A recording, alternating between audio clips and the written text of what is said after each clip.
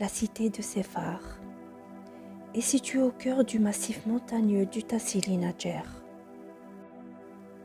À 2400 km au sud d'Alger et tout près de la frontière libyenne. Séphar, qui est parfois surnommée la ville des pierres, est la plus grande ville troglodyte du monde, avec plusieurs milliers de maisons fossilisées. Elle est inscrite au patrimoine mondial de l'humanité depuis 1982. Pour autant, très peu de voyageurs s'y rendent, compte tenu de son éloignement géographique et surtout du fait des difficultés d'accès liées à sa géologie. Il n'y a en effet aucune route et le seul moyen de passer le col qui mène sur le plateau est d'emprunter un chemin escarpé à pied ou à dos d'âne.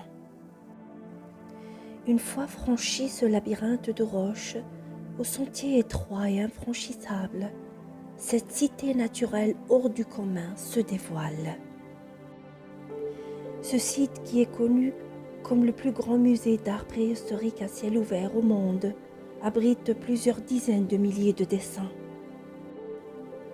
de gravures et de peintures rupestres qui ont été découvertes dans les années 1950 par le célèbre explorateur et préhistorien français Henri Lotte.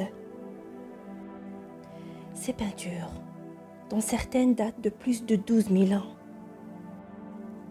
représentent pour la plupart des animaux et des scènes de chasse ou de la vie quotidienne qui témoignent que ce lieu hostile n'a pas toujours été un désert inhabité. Les peintures les plus exceptionnelles représentent des cérémonies énigmatiques ainsi que des créatures mystérieuses aux formes étranges et aux allures extraterrestres. Les plus connues d'entre elles sont le Grand Dieu, l'Archère noir, les Martiens et les Têtes rondes. Sur ce même site se dresse une figure étrange, haute d'1,55 m et formant le centre d'une vaste scène qui s'étend sur 20 mètres carrés. Baptisé Grand Dieu, ce géant est l'une des plus célèbres peintures rupestres du Tassili. La forme de la tête et les excroissances sur les bras restent inexpliquées. L'explorateur français Henri Lotte l'avait d'abord nommé l'abominable homme des sables. Mais aussi de curieux personnages que ces êtres sans visage ni cheveux, à la tête en forme de disque et à la silhouette cernée d'un trait noir.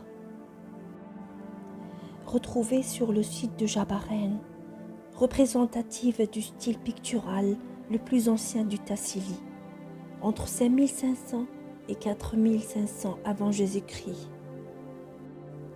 Ces têtes rondes restent un mystère pour les archéologues.